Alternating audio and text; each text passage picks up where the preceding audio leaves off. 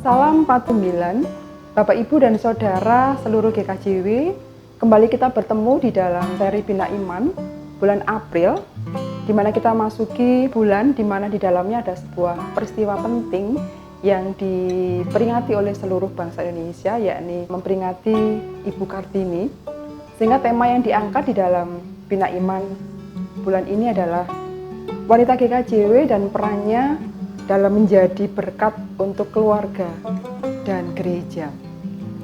Bapak Ibu dan Saudara yang terkasih, ketika kita kembali menirik era Kartini, pada saat itu perempuan tidak memiliki kesempatan untuk memperoleh hak yang sama, yaitu dalam hal pendidikan dengan laki-laki, di mana perempuan beraktivitas di sekitar dapur, sumur, dan kasur.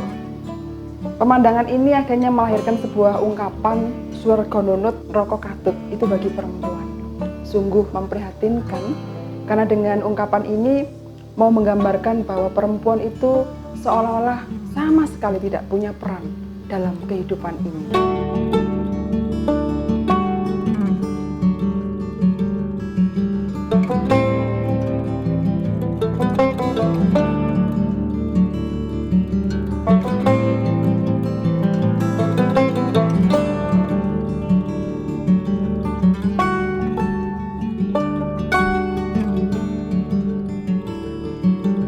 Masyarakat kita sekarang, Bapak Ibu, masih bisa kita rasakan diwarnai dengan pemandangan seperti di era Kartini. Masyarakat kita masih memanut sistem patriarki, di mana di dalamnya ada penegasan yang cukup kuat antara peran laki-laki dan perempuan di dalam rumah tangga. Bahkan tradisi yang kuat ini dipertegas dalam ketentuan Undang-Undang Perkawinan Nomor 1 Tahun 1974, pasal 31 ayat yang ketiga, yang mengatakan bahwa suami adalah kepala rumah tangga dan istri adalah ibu rumah tangga. Ibu rumah tangga beraktivitas di dalam rumah dan perannya sebagai ibu rumah tangga, maka tugasnya adalah mendidik anak dan mengurus rumah mulai dari halaman sampai dapur. Kemudian suami yang berperan sebagai kepala rumah tangga, maka dia bekerja di luar rumah, terkoneksi dengan ruang publik. Mereka harus mencari nafkah, menghasilkan uang untuk membiayai kehidupan rumah tangga mereka. Ya, gambaran seperti itulah Bapak Ibu yang sangat umum terjadi di dalam masyarakat kita sampai dengan hari ini. Meskipun memang sudah ada perempuan ini kemudian juga bekerja di luar rumah dengan peran publiknya. Ibu, bapak, dan saudara yang terkasih, terlepas dari siapa yang melakukan peran domestik dan pekerjaan-pekerjaan seputar rumah, yang jelas pekerjaan domestik ini bukanlah aktivitas yang remeh, yang ecek-ecek, sehingga kemudian kita meremehkannya, tidak menghargainya, tidak menghitungnya, dan sebagainya. Pekerjaan domestik membutuhkan seluruh tenaga yang dimiliki oleh pelakunya. Tenaga yang kuat dan sehat, pikiran atau ide yang kreatif, kesungguhan dan keikhlasan hati, dan bahkan tangan yang terampil. Kita ambil contoh aktivitas memasak, satu paket memasak, dimulai dari belanja, kemudian mempersiapkan bahan, mengolahnya, menghidangkannya sampai menjadi sebuah hidangan yang sehat bagi seluruh anggota keluarga. Sekali lagi Bapak Ibu, ini bukanlah pekerjaan yang sepele. Nah, ketika kita berbicara tentang pekerjaan domestik yang kurang mendapatkan perhatian di dalam masyarakat kita diingatkan akan sosok seorang anak kecil yang misterius yang dikisahkan di dalam Yohanes pasal 6 ayat 1 sampai dengan 15, khususnya di ayat 9. Seorang anak ini membawa 5 roti jelai dan 2 ikan. Dikatakan anak yang misterius Karena di sana tidak disebut dari mana asalnya, siapa namanya.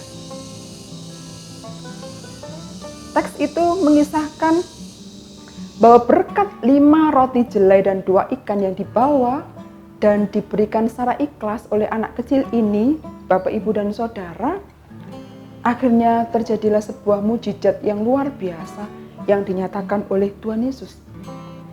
Sebuah kisah iman yang sangat spektakuler tentang mujizat besar yang sungguh familiar di kalangan kekristenan kita.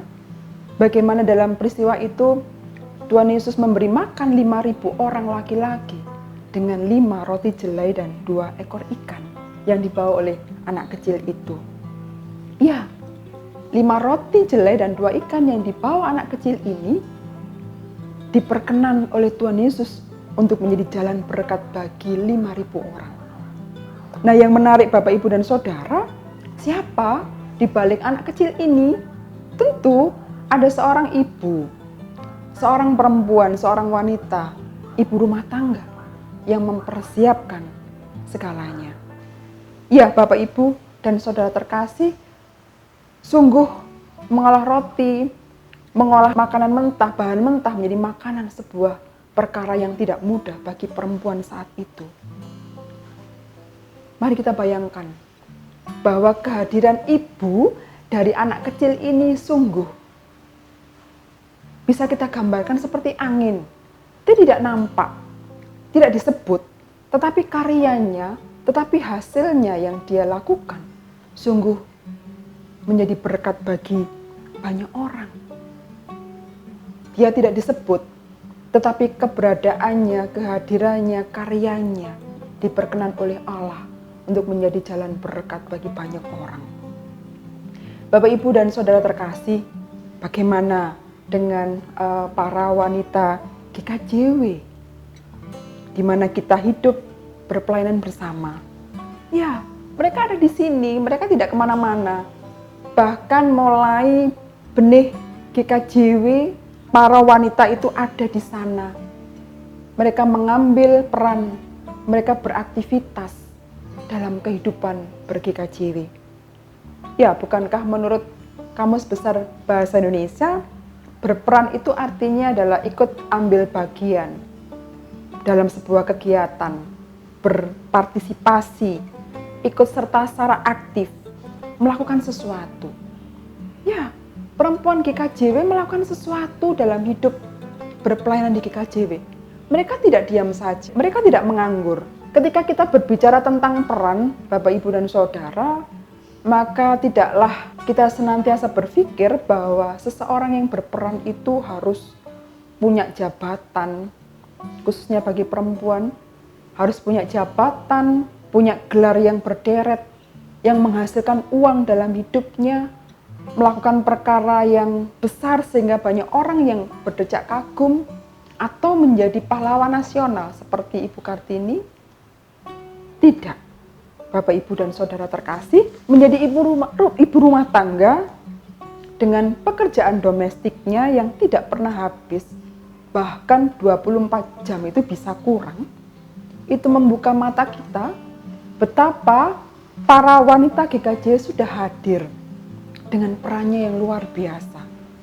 Dan ini adalah peran yang sangat penting, peran yang vital, karena itu berkaitan dengan keberlangsungan hidup, berkaitan dengan urusan perut.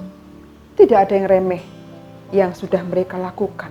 Sekalipun itu adalah pekerjaan-pekerjaan domestik, peran-peran yang berhubungan dengan seputar rumah, yang seringkali dipandang remeh oleh masyarakat kita, tidaklah demikian di hadapan Tuhan. Kehadirannya sungguh nyata sudah menjadi berkat bagi banyak orang.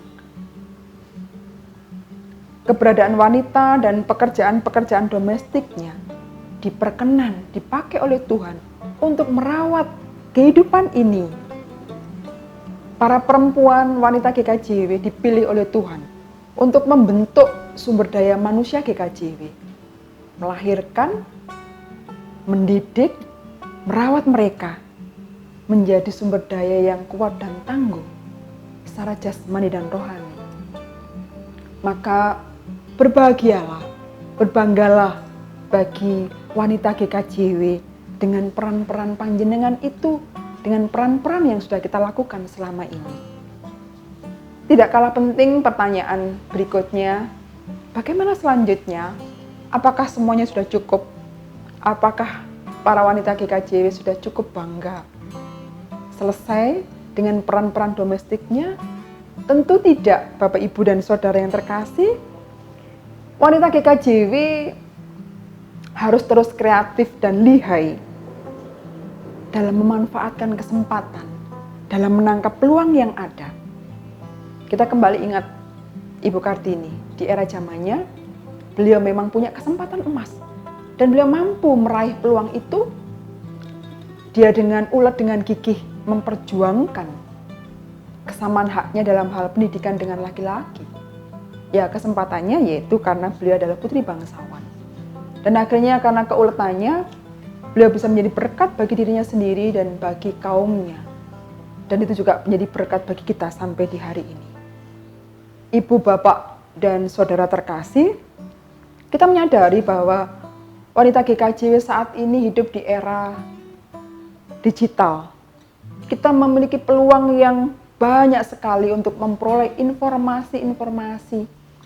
Dan informasi-informasi itu bisa kita manfaatkan untuk meningkatkan wawasan, pengetahuan, keterampilan, kreativitas dalam kita mengurus kehidupan ini, mengurus keluarga, mengurus gereja. Dan bahkan tidak menutup kemungkinan, Bapak Ibu, informasi-informasi yang diperoleh itu bisa juga dipakai, Bapak Ibu, untuk meningkatkan peran yang lebih tinggi lagi bagi perempuan dalam kehidupan ini. Informasi-informasi itu juga bisa dimanfaatkan oleh wanita GKJW, Bapak Ibu, untuk meningkatkan karirnya, yakni karir-karir yang mungkin juga memerlukan kompetensi. Ya, Bapak, Ibu, dan Saudara, wanita GKJW di era digital dimudahkan untuk meningkatkan peran, bahkan juga performanya. Dan akhirnya, selamat berjuang, berbanggalah, berbahagialah dengan peran yang sudah kita lakukan, dan jangan berhenti untuk terus berkarya. Tuhan memberkati. Selamat berjuang bagi Kartini GKJW. Amin.